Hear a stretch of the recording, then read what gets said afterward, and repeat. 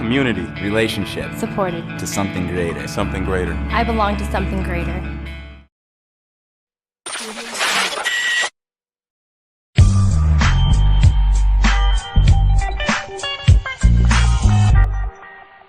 Welcome back. Another episode of Outside In. After serving 27 years, 10 months, and 16 days, they finally released me. And now I'm afforded the opportunity to bring individuals onto the show to help those individuals who are going to be released. And I'm excited. And I just want to encourage everybody that's watching this, don't only listen to the information, but share it. Invite people to the channel. And know that the things that are being spoken about here are things spoken about in places behind walls and in different states that you may never hear about. But they're intentionally influencing people to rehabilitate and re-enter society. So thank you, and let's go. How you doing today, OJ? I'm doing great, bro. How about yourself? Okay, you want to say hello to the fellas and the ladies? I just want to say peace, power. Glad to be here. You know what I'm saying? Always great dealing with great, strong brothers that's doing real work in the community to move our people forward. So I'm just glad to be here today and do this great interview with this brother. So for the people who don't know you, I'm going to let him tell you about him, where he's come from, what he does, and I'm just going to sit back and enjoy. Well, you know, I just want to, I always start my programs out by saying I got to give thanks to the woman that still exists today, which is my powerful mother that saved my life after going through the trauma and my past history of coming from a broken family like most young black men. At the age of 16, I was one of the youngest people here in the Harris County, Texas, to be sentenced to 200 years in prison. 450-year sentence for aggravated robberies, 4 aggravated robberies.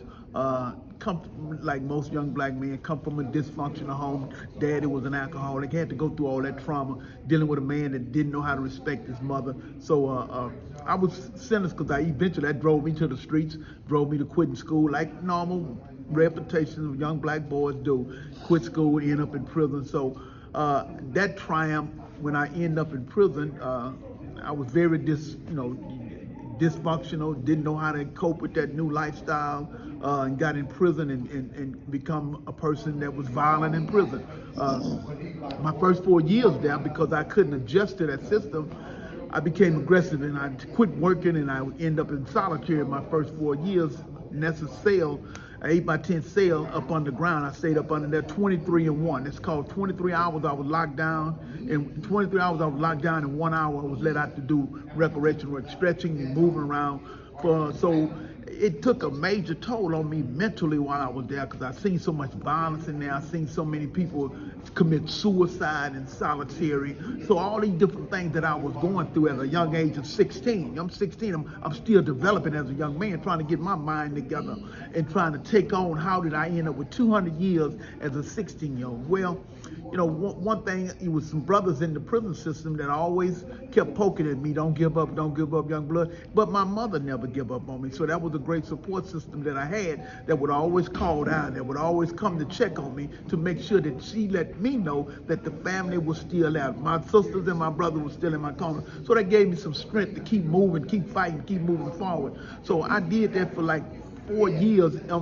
I'm sitting on Ferguson unit. I stayed there. Then they eventually shipped me from there to Cofield unit. I stayed there a month and a half and got there a month and a half. By me still not dealing with my mental issues and my violent issues, I became stabbed on the Cofield unit. I got stabbed 3 times on the Cofield unit. Ended up going to the hospital, staying in the hospital while I like to die while in the hospital, because got infected while I was in the hospital. So after getting out of the Cofield unit, I was blessed. My mother put pressure on the system to where once they put pressure on the system to get me to a minimum security unit, I was blessed to be sent to a minimum security unit in Sugar Land, Texas. While I was in Sugar Land, Texas, I ended up staying there, and the warden come to me and made some suggestions that if I get my GED, because I was a young man, just like if you really do the really math on what's happening with brothers in prison, I was a part of that 80% that couldn't read and write. I was a part of that 80% had dyslexia. You know what I'm saying? Well, I couldn't read words and things look bad at me. Those are some issues that people didn't deal with, that if you go to these prison institutions and you dig deep in the problems of the brothers there, you find out why a lot of them is there. So those was one of the issues that I had to confront and deal with in my own personal life But as I got on separate unit and I engaged myself back in the system because it was a minimum security unit, I wasn't in lockdown no more. So it gave me an option to get myself together. But it took brothers that was a part of the system that seen something in me. So they grabbed me, some OGs grabbed me and put me under their wing, and OGs laced me up on how to do time and stop letting time do me. So as I was doing this time, getting involved, getting engaged, I finally got back in a GED program. It took me 2 years to get a GED. Once I got that GED, my life changed tremendously. And then I got involved with other things. And I wanted to do something for the community because I'm one of the brothers to say I love Houston. So if I say I love Houston, I want it to be something when I got out of that place, because I knew I was getting out once I was on that road of recovery. Once I accomplished something that I think I was never going to accomplish, that was a GED. So once I got that GED, I got involved, and I wanted to come up with some. So while I was in solitary, I wrote out a plan. And the plan that I wrote in solitary was, how can we stop young people from getting incarcerated in this prison system? So what that plan was is called Scared Straight. Bringing young people in and letting them see the prison system and letting them take a taste of what they don't want to see. Because I've always said, if they'd have brought me here, maybe I'd have changed my mind on not coming to prison. So as I put that program Scared Straight together, and I presented it to the ward, and I presented it they turned me down. You know, I'm not the kind to take no for an answer easy. So I didn't take no, my first no for an answer. So I kept pushing at it. And I went to the chaplain, and the chaplain said, and he agreed with me, we'll start doing a small group of young people. And as we work with that small group of young people. What year was this, OJ? This was in '83. Okay. In 1983, that's when we brought the first group of young people into the prison system in Sugar Land.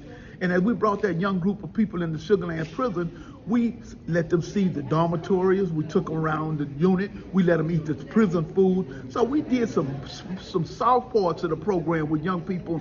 And by being a small town, it was very effective. But we knew we had to deal with major cities like the Dallas area, the Fort Worth area, Houston area, young people that come out of traumatized families that just this watered down part of looking at prison wasn't going to work. So we wanted to put some scare tactics in there, some fear tactics in there to try to make it kind of ease in and grit them brothers. So we put the field work in there where we work them in the field, get some blisters on their head so they could take some pain home with them to see what they didn't want to go through. So we did that. And it could go on, and HBO loved it. HBO came and wanted to interview us and interview the program. Once HBO came in and interviewed us, took in the program, it took off. I mean, millions of people started liking the program. It lasted for like 15 years in the prison system. I ended up putting the program on about 10, 12 different units around the state of Texas. The program became very popular. So it kind of put me in a position to where I was training young brothers in there. It took me in a position to where I was getting a lot of media publicity while in there. And as I'm doing this work, I'm still constantly working on myself because I'm always in the belief system right now. You can't help others if you can't help yourself. So I got involved in other different programs. I took up training. One of the number one coaches that was in my life, a gentleman out of the name of Houston, he went to coach. His name was Bill Glass, which is the brother by the name of Bill Glass, come in there. He had some 10 tapes dealing with family issues. I took up the 10 tape series on dealing with families, broken families, the broken child, the loved child, the child that's missing, the child that's lonely. I learned all these different series to apply to my life on how I'm gonna deal with other people's children. So I couldn't deal with other people's children when I had issues and problems myself. So I had to work in myself to get myself up to par, and I started making other inmates that was a part of our Scared Straight program work on themselves. So it became addictive to us, and us doing different trainings, doing different workshops, bringing in different speakers. So it really transformed not only my life, it transformed hundreds of inmates that went through that program life also. I eventually ended up doing 19 years and 9 months in prison. And I was released from prison because at 19 years and 9 months, I got a time reduction, got all the 50s ran into one. And once I got all my 50 years ran into one, they allowed me to be paroled and get out of prison after 19 years and 9 months. I stopped there, and I want to kind of come back on some issues that was very important that really affected me while I was in prison. In the early 80s, when the crack cocaine movement was really effective in the city, Harris County. My baby brother got hooked up in the crack cocaine movement. He was beefing in Houston and became what you call a kingpin in Houston. But he used to come down and I used to give him, like I tell most of the inmates, you know what I'm saying? It's two things gonna happen to you. You stay in that life of crime. Either you're gonna end up dead or you're gonna end up in prison. Well, you know, when you're dealing with money, when you're dealing with power, and you get caught up in these two things, you never think it's gonna happen to you. When my little brother was murdered in 1989, the same people that he was selling cocaine to called him slipping. That's what they called him, slipping. They robbed him, emptied his house out before his body even got cold. They took his keys and emptied his house out. That was really affecting, because my little brother, I love my little brother. My little brother looked up to me. Well, I was blessed to go to my little brother's funeral.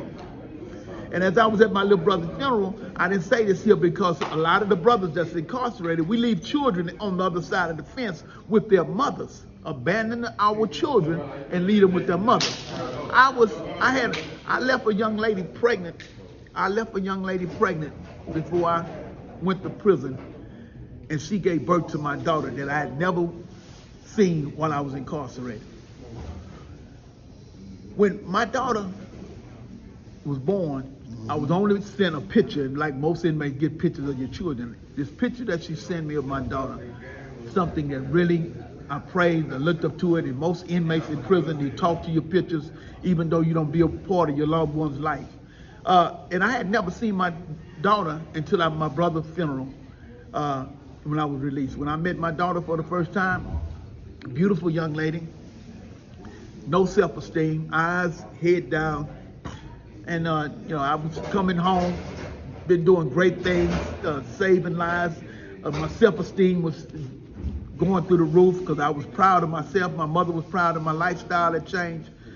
And eventually I met my daughter for the first time. And when she come to me and I hugged her and she gave me what you call a cold hug. And this cold hug that she gave me, I could feel it coming from the energy of her body that, you know, she was looking at me like, who was this person? Even though I know you, my father. My daughter hugged me, and gave me the cold hug, and I felt kind of way, but it was time to go to the funeral. We were all rushing to the funeral, and we got in the funeral, and I seen my brother in his box, family members, everybody crying. You know what I'm saying? My mind is going 100 miles an hour, trying to be supportive to my mother in this moment in time. We left the funeral. After we left the funeral, we went to the house because it was getting close. I just had an 8-hour furlough. And during that 8-hour furlough, I was sitting at the table eating dinner before I go back because I wanted to know some information about my daughter. How you doing? How your mother doing? Where you living at? What can you start writing? He says, you're trying to build a bond with my daughter. She was looking at me. She would very few words, would just shake her head, no, yes, no. How you, and you very wouldn't look me in the eyes. So about a few minutes, the officer came and asked me, G-Man, it's time to go back to prison. So I stood up, and my daughter stood up, and I grabbed and hugged her. And as I was hugging her going out the door, she looked me in the eyes, and before you know it, she just exploded. Went to hit me, and went to beat me, went to screaming at me, hit the floor. And by that time, all my parents, family, and all of them coming in the kitchen to see what was going on with my daughter.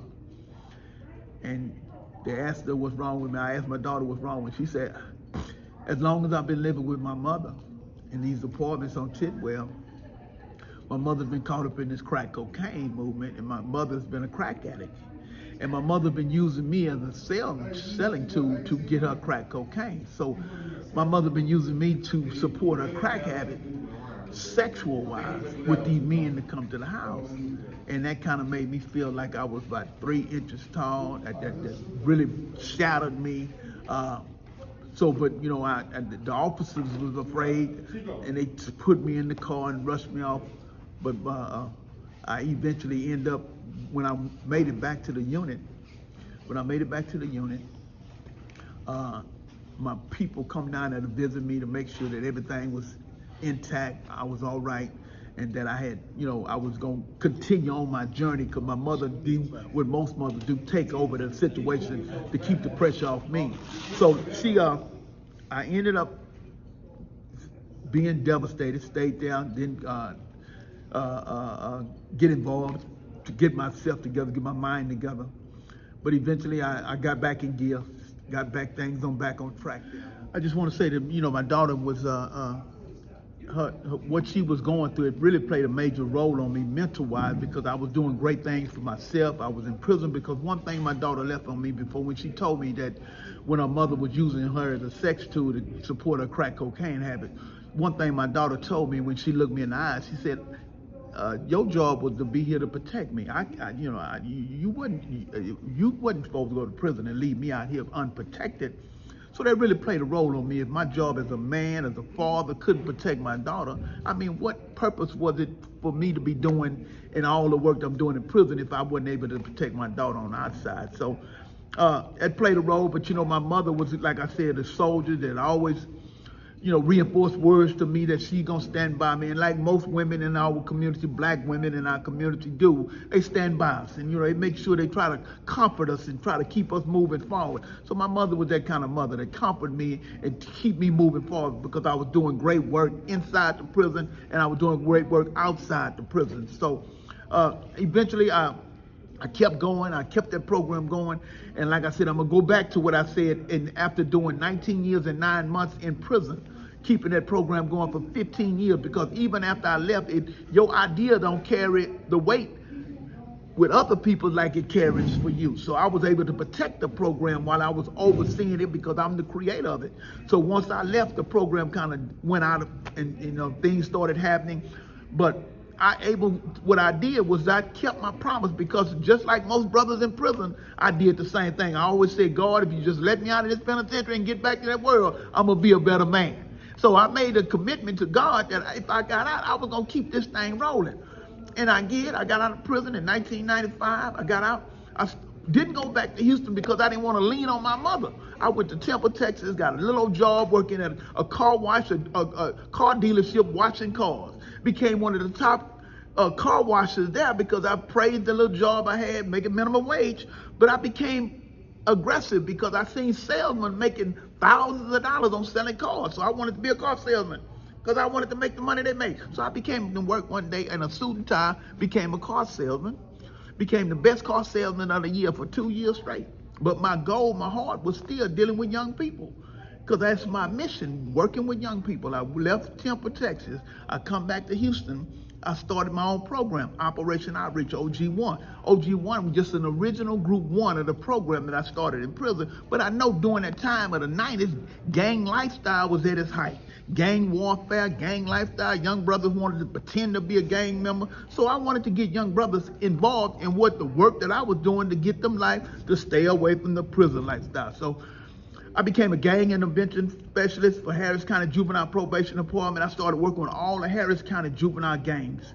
I started doing my program that I was doing in prison. I was doing it at the cuffs unit. I was putting together some of the things that I sent home to prison, working with young gang members, working with families. We started doing wraparound programs. We started working with young people that's truancy from school, going sitting around tables with families, trying to get families involved in what their children was doing.